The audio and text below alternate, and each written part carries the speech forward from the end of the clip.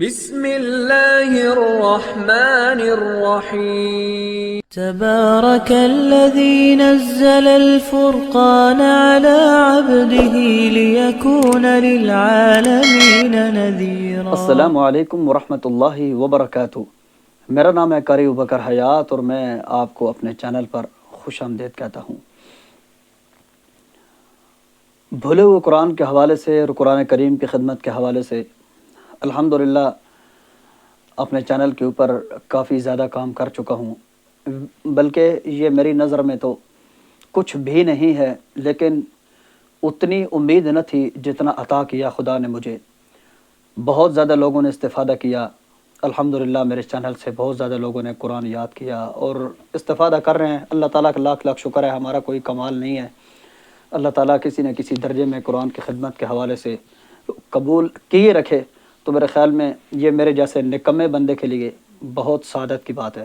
تو آج ہم ڈسکس کریں گے کہ قرآن کریم کو ہم بغیر غلطی کے کس طرح سنا سکتے ہیں۔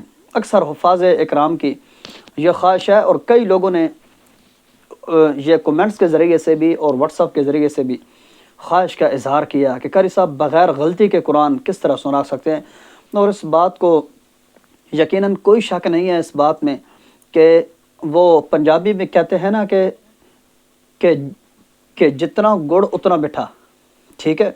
تو جتنا قرآن کریم کی ایک تو ہم تلاوت کریں، قرآن کریم پختہ سے پختہ ہوتا جاتا ہے، لیکن اس کے باوجود کئی حفاظ رمضان المبارک کے اندر اس خواہش کی تکمیل تک کبھی نہ پہنچ سکے کہ ہم غلطی کے بغیر کبھی قرآن سنائیں۔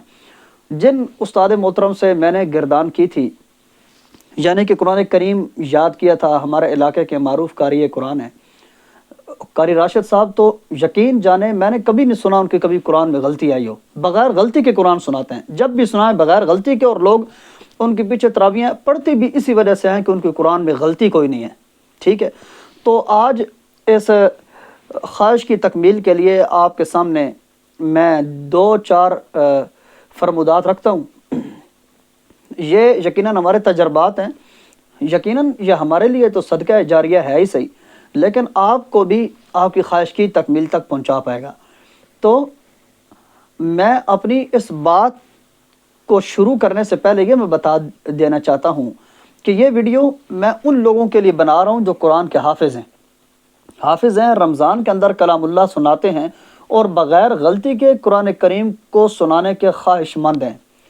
یہ میری ویڈیو ان لوگوں کے لیے خاص طور پر ہے، یا جو لوگ حفظ کر رہے ہیں وہ بھی اس کو آزما سکتے ہیں۔ تو میں اپنی بات کو شروع کرنے سے پہلے ایک تمہید کے طور پر 2 باتیں میں عرض کرنا چاہتا ہوں کہ آپ کو پتہ ہے کہ معجزہ کیسے کہتے ہیں، کرامت کیسے کہتے ہیں۔ اگر یہ بات آپ کو سمجھ آ گئی ہے نا اچھی طرح، تو مجھے امید ہے آپ مجھے داد بھی دیں گے اور آپ اپنے خواہش کی تکمیل تک بھی پہنچیں گے، میں آپ کو گارنٹی کے ساتھ کہتا ہوں، ٹھیک ہے۔ کہ معجزہ یا کرامت کیسے کہتے ہیں؟ معجزہ یا کرامت کا جو خلاصہ اب تک مجھے سمجھ آیا نا، وہ یہ سمجھ آیا کہ جو چیز سمجھ نہ آئے وہ معجزہ اور کرامت ہوتا ہے۔ انگلی کے اشارے کے ساتھ چاند کے 2 ٹکڑے ہو جانا کوئی سمجھ میں آنے والی بات ہے؟ انگلی کہاں اور انگلی کا چاند کے ساتھ کیا تعلق ہے؟ ہاتھوں کی انگلیوں سے پانی کا نکل آنا یا ہاتھوں کی انگلیوں سے پانی کہاں سے جاری ہوتا ہے، ٹھیک ہے۔ یا ہاتھ کو اس جگہ پر رکھنے کے بعد ہاتھ کا روشن تیزی کے ساتھ ہاتھ کا تیزی کے ساتھ روشنی پھینکنا، ادھر سے روشنی کہاں سے نکلتی ہے؟ یہ وہ تمام انبیاء کے معجزات ہیں۔ یا آج کل اولیاء اللہ کے جو کرامات ہیں، کرامت اسے ہی کہتے ہیں نا کہ جو چیز سمجھ میں نہ آئے۔ آپ کو پتہ ہے کہ قرآن اللہ کے نبی کا معجزہ ہے، تو معجزہ اس کو کہتے ہیں جو سمجھ میں نہ آئے، اور ہم قرآن کریم کی آیات کو سمجھنے کی کوشش کرتے ہیں، آیات کو سمجھنے کی کوشش کرتے ہیں۔ آیات کو سمجھنا چھوڑ دیں، آپ کی غلطیاں آنا ختم ہو جائیں گی۔ اس کے لیے وقتاً فوقتاً آپ نے قرآن تو پڑھنا ہی ہے، یاد تو کرنا ہی ہے، لیکن آیات پہ غور کرنا جو ہے نا، ایک ہوتا ہے ترجمے کے لحاظ سے۔ مثال کے طور پر میں قرآن کریم کی تلاوت کر رہا ہوں اور ترجمہ میرے ذہن میں چل رہا ہے، ایک تو یہ ہے ترجمے کے لیے، یا جو خلاصہ جو قرآن کریم کی آیات کا چلتا ہے ذہن میں بات اس کی نہیں کر رہا، اس کا تو سمجھنا ضروری ہی ہے. قرآن اترا ہی اس لیے ہے. میں بات کر رہا ہوں آیات کو سمجھ کر پڑھنے کی. آیات کو سمجھ کر پڑھنے کیا مطلب ہے؟ مثال کے طور پر میں یہ آیات تلاوت کرتا ہوں. ان اللہ وملائکتہ یصلون علی النبی. اس سے آگے کیا ہے؟ ہاں یہ اس کے بعد کیا ہے؟ اس کے بعد کیا ہے؟ میں کس حرف پہ پڑھ رہا ہوں؟ اس کے بعد کون سا حرف ہے؟ اس کے بعد یہ غور و فکر کرنا چھوڑ دیں. قرآن کریم غور و فکر نہیں کرنے دیتا اس لیے کہ یہ معجزہ ہے، اور معجزے کے اندر کسی قسم کا تدبر، کسی قسم کا غور و فکر، یہ خواہ مخواہ نہ، میں سمجھتا ہوں کہ بغیر دیکھے جن لوگوں نے سمجھا نا ان کو ایمان والے کہتے ہیں، اور جن لوگوں نے ہر بات پہ دلیل مانگی وہ کون لوگ ہیں، اور انہوں نے بالآخر ایمان قبول بھی نہیں کیا تھا.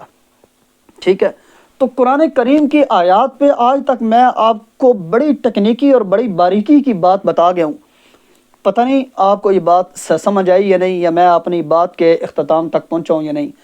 آپ آیات کے اندر غور و فکر کرنا چھوڑ دیں. آسانی کے ساتھ دوسرے لفظوں میں میں آپ کو یہ کہنا چاہ رہا ہوں کہ قرآن کو بغیر سوچے سمجھے پڑھیں. ترجمے کے لحاظ سے نہیں، ترجمے کے اندر اگر ترجمہ ذہن میں چلتا ہے تو بہت اچھی بات ہے. آیات کو، ایک ایک حرف کو، ایک ایک آیت کو، اس کے بعد یہ آیت ہے، اس کے بعد یہ آیت ہے. قل اعوذ برب الناس پڑھ رہے ہیں تو ملک الناس کا ذہن میں ہونا ضروری ہے. ملک الناس پڑھ رہے ہیں تو الہ الناس کا ذہن میں ہونا ضروری ہے. یہ غور و فکر کی میں بات کر رہا ہوں. اس کے نیچے اب یہ کومنٹ نہ کرنا شروع کر دینا کہ یہ والی کون سی بات ہوئی، آیات کے اندر غور و فکر نہ کرو، قرآن تو نازل اس لیے ہوا. بھائی میں اس کی بات ہی نہیں کر رہا جو آپ سمجھ رہے ہیں. میں آیات کے غور و فکر کی بات کر رہا ہوں. اس کے بعد یہ آیت ہے، اس کے بعد یہ آیت ہے، اس کے بعد یہ آیت ہے. یہ جو آیات کے غور و فکر ہے نا، ان میں غور و فکر تدبر کرنا چھوڑ دو.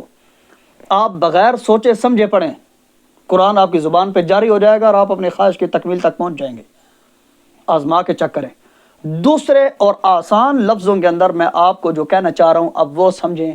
قرآن کریم کو اعتماد کے ساتھ پڑھیں. یہ شک اور یہ گمان نہ مجھے یاد نہیں ہوتا، میں تو پڑھ ہی نہیں سکتا، غلطی کے بغیر میں تو سنا ہی نہیں سکتا، یہ والے جو الفاظ ہیں نا، یہ ذہن سے نکال کے پڑھنا شروع کر دیں.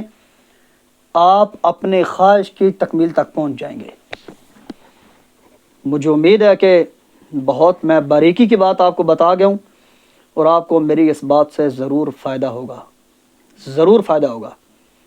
اسی کے ساتھ اگلی ویڈیو تک کے لیے کنجوس لوگوں سے درخواست کرتا ہوں اجازت دیجیے. ہزاروں لوگوں نے میرے چینل سے، یقین جانے تیرے کو کنجوس قسم کے لوگ ہیں، ہزاروں لوگوں نے میرے چینل سے استفادہ کیا. کتنے لوگوں نے میرے چینل دیکھا، قرآن کو یاد کیا، قرآن کو سمجھا، لیکن میرے چینل کو سبسکرائب نہیں کرتے. اور میں سبسکرائب یا لائک یا فالور اس کے لیے ویڈیو بناتا بھی نہیں ہوں. میں تو تشہیر قرآن کے لیے بناتا ہوں، لیکن لوگ استفادہ اٹھاتے ہیں، فائدہ اٹھاتے ہیں، فائدہ دیتے نہیں ہیں. بہرحال ہم نے تو فائدہ حاصل کرنے کے لیے یہ چینل بنایا بھی نہیں ہے، آپ لوگوں کے فائدے کے لیے بنایا ہے. آپ لوگ جتنا اس سے فائدہ اٹھا رہے ہیں یقیناً وہ ہمارے لیے دنیا بھی ہے، ہماری آخرت بھی ہے. تو آج جو آپ کے سامنے ضابطہ میں نے رکھا یا جو تجربہ رکھا، آزمانے کی کوشش کیجیے. مجھے امید ہے آپ اس میں ضرور کامیاب ہو جائیں گے. اگلی ویڈیو تک کے لیے اپنے بھائی قاری وقار حیات کو اجازت دیجیے. انشاءاللہ حاضر ہوں گا دوبارہ کسی مفید ویڈیو کے ساتھ. والسلام علیکم ورحمۃ اللہ وبرکاتہ. اللہ حافظ.